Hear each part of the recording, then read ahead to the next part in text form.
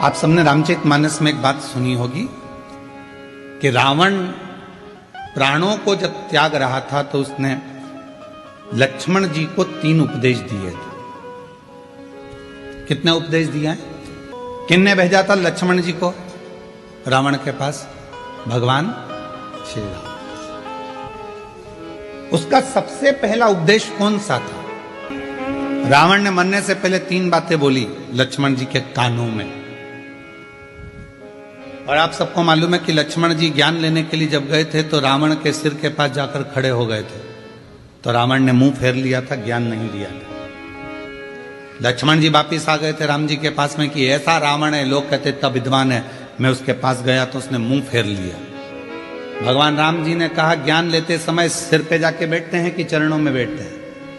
तो कहाँ गया था? तो के सिर के पास, चरणों में जाकर बैठ। रावण पड़ा है मृत्यु सैया पर, जमीन पर, लक्ष्मण जी उसके चरणों में जाकर बैठ गए तो रावण ने हाथ का इशारा कर कर बुलाया मेरे करीब में। 3 उपदेश रावण ने मृत्यु की सैया पर मरने से पहले लक्ष्मण जी के कानों में दे दिया। पहला, अच्छे कार्य में 1 मिनट की देरी मत करो। लक्ष्मण, यदि कोई अच्छा कार्य हो रहा है और उसमें अगर आपको जाने का मौका मिल जाए तो 50 काम छोड़ दो, सबसे पहले अच्छे काम में पहुंचने का प्रयास करो।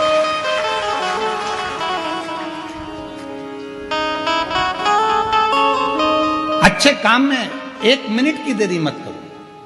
अच्छे कार्य में बिल्कुल देरी ना करिए। अच्छा कार्य करने का मौका मिला तुरंत जाइए, भगवत भजन करिए, स्मरण करिए।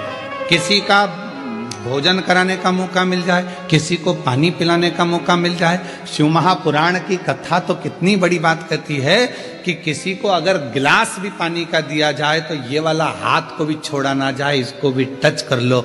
हो सकता है कि हमारा जब शरीर, हो सकता है कि ये जो आधा शरीर है, आधा भाग है मनुष्य का शरीर, जो आधा भाग किसी काम को नहीं कर पाता तो मरने से पहले आधा तन काम करना बंद कर देता है। लोग उसको पैरालिसिस कह देते हैं। आधा शरीर काम नहीं करा।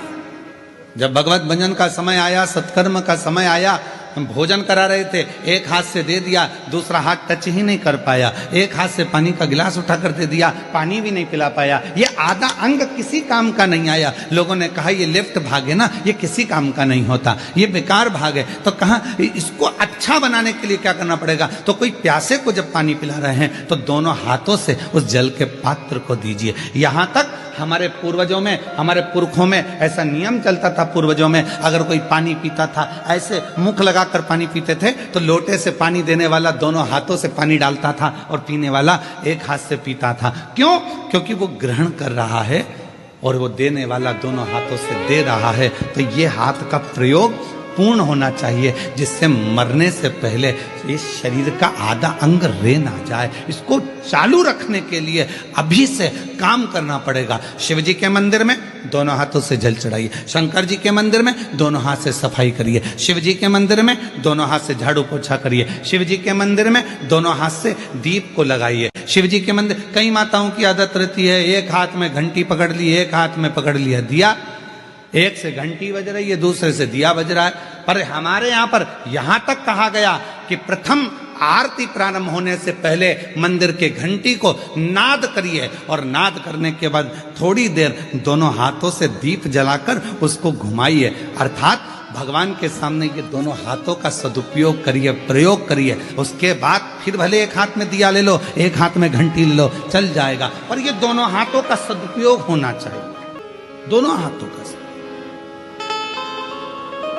और कोई पिछले जन्म के अच्छे कर्म मुझे बाबा तेरा साथ मिला।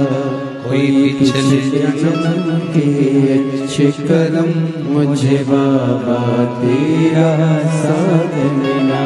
जहाँ सारी दुनिया झुकती है, जहाँ सारी दुनिया झुकती है, मुझे वो वाली दरबार मिला, दरबार मिला।